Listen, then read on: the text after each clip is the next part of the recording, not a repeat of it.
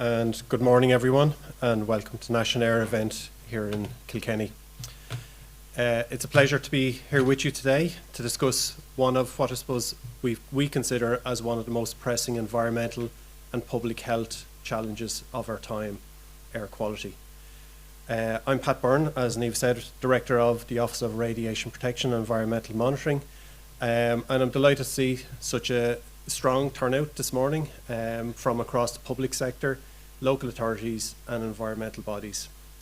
Your presence here today reflects the growing commitment to cleaner air and healthier communities. So just a couple of slides to go through here. I suppose look at that whole question of why does air quality matter? And I suppose the really obvious one is around air pollution. It isn't just an environmental issue, it's very much that health issue. It impacts on health.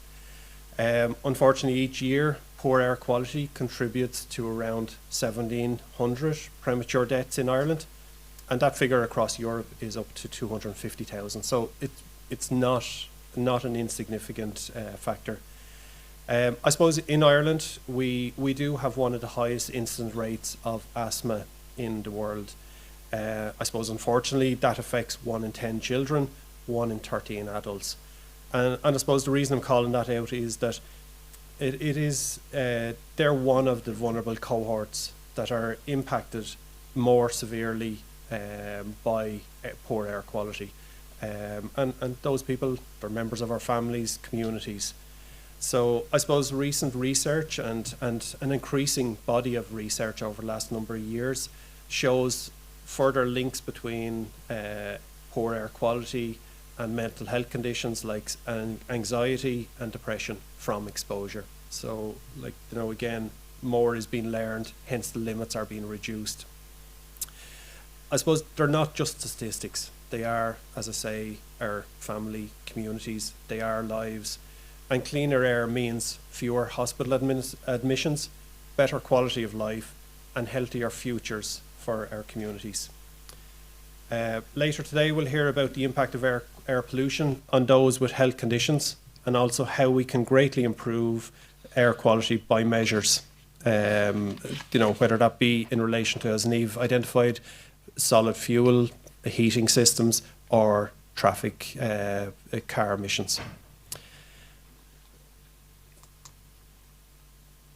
I suppose last year at this conference we did hear from the European Commission Clean Air Unit about the new Ambient Air Quality Directive, which is part of the EU's progress towards zero pollution in 2050.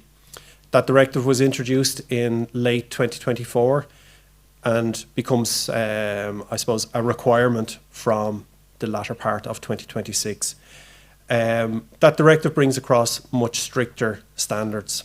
They're closer aligned to the WHO guidelines, and they set intermediate targets. So for 2026 and 2030, progressively more ambitious, more protective targets for all member states. Europe has set that ambition for cleaner air, and Ireland must play its part in meeting those targets, and I suppose really saying protecting our population by doing so. Monitoring is expanded under the directive to include additional parameters that we haven't to date been looking at in great detail. They have been looked at in research, but this is actually just routine monitoring has to be introduced for pollutants like ultrafine particulates, black carbon, ammonia and mercury.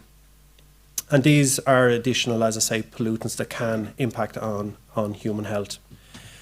The EPA has actually commenced a lot of work in engaging with partners to try and actually get that piece in place. And during 2026, we will be trying to get that rolled out in preparation for the end of the year. I suppose crucially, the directive calls for better public access to air quality data.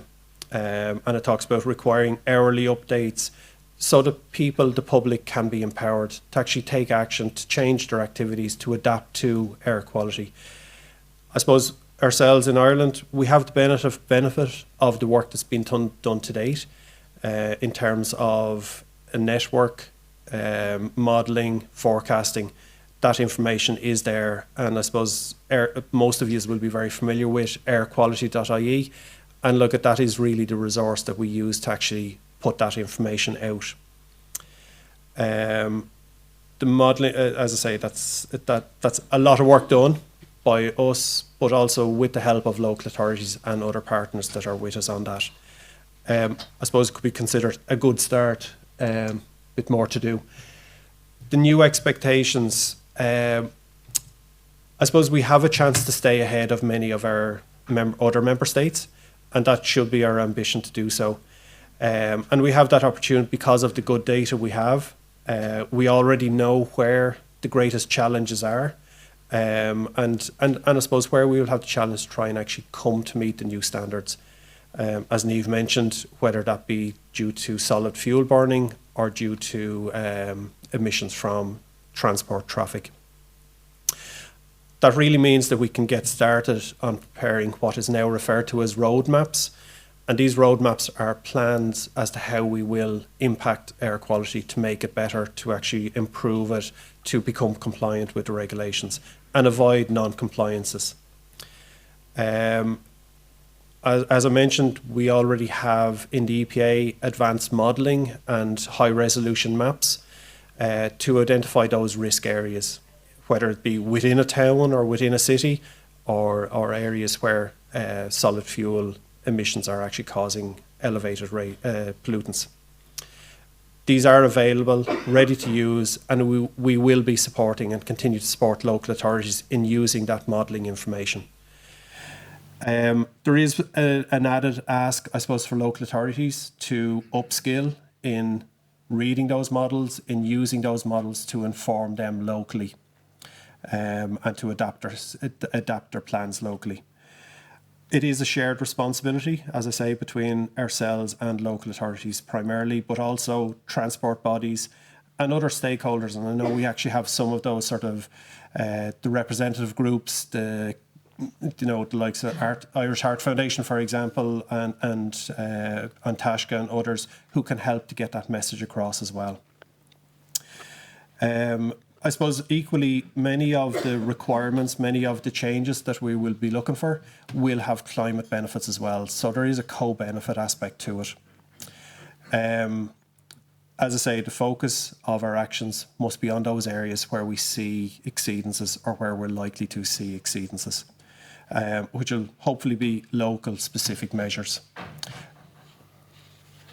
So just in terms of, and this just matches with where we can't do it on our own. We already have built strong relationships with local authorities. We've as I mentioned, National Ambient Air Quality Monitoring Network. It started off in, I think, 2017 as approximately 30 sites.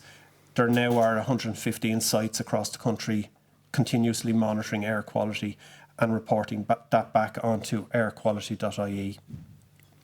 The maintaining of those is, I suppose, led by us, but it's very much supported by local authorities. As I say, that network provides a strong evidence base, which is hugely important to inform where we're good and where we have more to do. And distinguishes between the sources of that pollution, whether it be, as I say, the primary ones being traffic or solid fuel. That network must be maintained now. It's not enough that it's built. Half the work is actually just keeping it established and keeping it maintained, keeping it robust. I suppose with that real-time public access to the air quality data being available, we're starting to put communities at the heart of clean air, making it real for them, letting them know what they are actually being exposed to or not. We really need to build on that partnership and continue to build on that partnership approach for the challenges ahead. I suppose days like this bring us all together into one room, and as Niamh said, it's that piece around actually speaking to one another, sharing experiences and working together. So I suppose in closing, I really want to just thank you all in advance for your commitment coming here today and commitment to date, and ask for you to stick with us, work with us. And I suppose really what I'd see is cleaner air is not just a policy goal, So it's not just a directive, it's not just numbers in the directive or a target set by the directive. It's a public health imperative that we positively impact us all. So bring it back to that health aspect of it. And really, as I say, together through the collaboration, innovation, new methods, new aspects there, and leadership, we can make a real difference.